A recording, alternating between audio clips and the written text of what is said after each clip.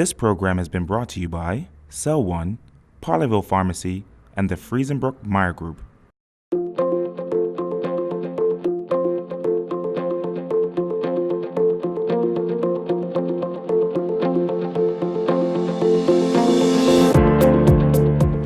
Welcome to 2015's 10 Most Fascinating People of Bermuda. I'm Lisa Pickering. Everyone has a story, a little something that makes them unique, especially right here in Bermuda. But what does it mean to be fascinating? We've put together a list of 10 Bermudians that captured the headlines in 2015. Whether they've been the subject of controversy or of great praise, there isn't an individual on this list that hasn't come up in conversation around the dinner table, at the office, or at social gatherings. Each individual featured on this list share one thing in common. They all have shown passion, determination, and perseverance in the face of setbacks. The list is in no particular order, but the final subject revealed is this year's most fascinating person of Bermuda. Let's get started. He's been a lion tracker in Botswana, a orangutan keeper, and a tiger shark tracker. But these exciting jobs form only a small part of Choy Aming's resume. From a young age, Choy's passion for wildlife and love of the ocean has led him to become an expert on the waters surrounding Bermuda, and a key player in telling the stories of Bermuda's marine environment. His close friendship and shared love of the ocean with the late beloved vet, Dr. Neil Burney, grew into a filming adventure which would later become the TV series Ocean Vet. Their findings on the tiger shark project have proved to be significant to scientists, suggesting that these sharks make frequent journeys between the warm waters of the Caribbean and the North Atlantic Ocean. But for Choy, his journey all started with whales. Just seeing the whales got me sort of re-inspired here and thinking, this is amazing. You know, we're really not sort of utilizing this resource, enjoying this, showing people, showing off our island. You know, we have all these amazing things. So I started with that. I'm a fairly excitable person, not nearly as much as Neil Burney, but you know, we had a good rapport. I showed him the whales, and then he got me out to the sharks, and it all really kicked off from there.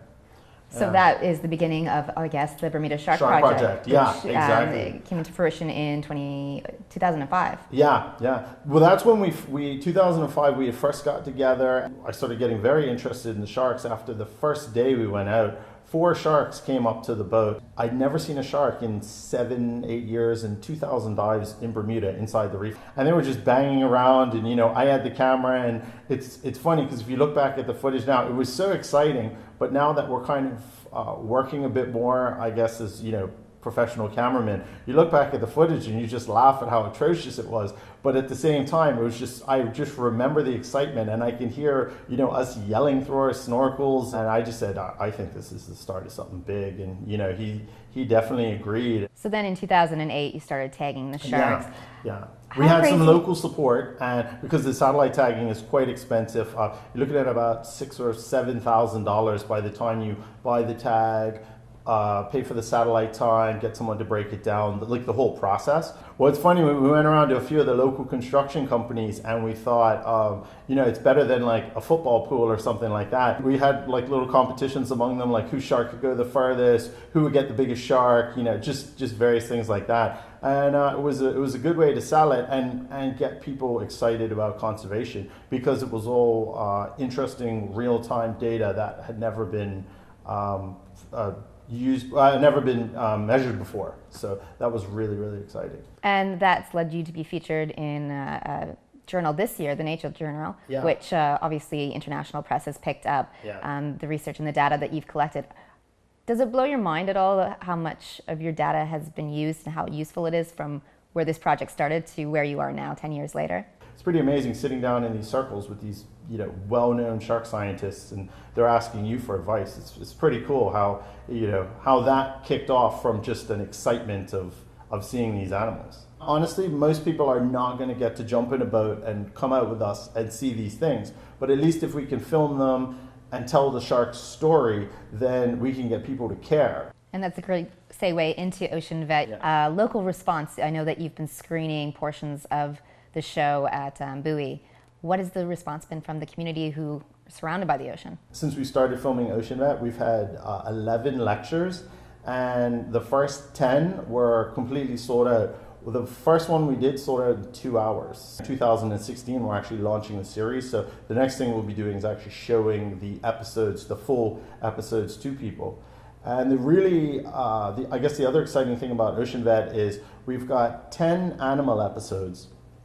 And the 11th episode is a like a behind the scenes making of type of episode. And now with Neil's unfortunate passing, we've made that as a bit of a tribute to Neil now as well in the 11th episode. So it is a little behind the scenes, and it kind of leads into what happens with Neil. But you're trying to angle as well that sharks aren't the predators that they have once been perceived as. Yeah. No, they're not at all. And I think a lot of that honestly comes from between fishing encounters and what you used to see on TV. When you're filming sharks, as we clearly know now for a television show, you're out there for days or weeks at a time, and you're looking for the most exciting action. And a lot of times, you'll be out with a shark for, I don't know, say you go out for 5 days, you might get 1 hour of really wild, crazy action of the animal. But that's what gets broadcast on TV. Whereas most of the shark's day is just cruising around in the blue water, minding its own business, looking for food. We give them a healthy respect. It's an 800-pound predator with teeth. I'm never going to get complacent. But at the same time, I used to work with lions in Botswana. I would take my chances with a shark over a lion any day of the week. You're a team of 7, and you want to continue in the legacy of Neil with Ocean Vet, season 2, hopefully. Yes. What are we looking at for season 2? We do have a plan, and we've contacted people, and we are going to do a very similar thing, but we're taking a different approach because obviously we don't have Neil now. Right. So we're going to have to make a few modifications, and I can't talk too much about it, but we're basically, like I said, getting another angle. So what is the one takeaway you'd want people to take from your work? I think we just want to really inspire people about nature and show them everything there is before it's gone, because the statistics are absolutely alarming. Even if you go with the more conservative estimates, it's still incredibly alarming. At least 50 million sharks are taken out of the ocean every year. Some estimates put it as much as 100. I turned 40 this year, and in my lifetime, we've lost half of the wildlife on planet Earth since I was born. That's so crazy. It's staggering. It's staggering. And what's going to happen too is, as populations dwindle, they're just going to become more susceptible to things. They're going to have a harder time bouncing back. I mean, the environment is really in a state of chaos. And what I want is, to have a kid that's in school, 10 years old now, to be able to go out in the ocean in 20 years and see a shark, even if it just swims by. I mean, what would planet Earth be like if we didn't have any wild creatures? It'd be just not nearly as amazing. Thanks so much for watching. Make sure you check out Bird News every weekday up until January 28th for more conversation with Bermuda's 10 most fascinating people of 2015.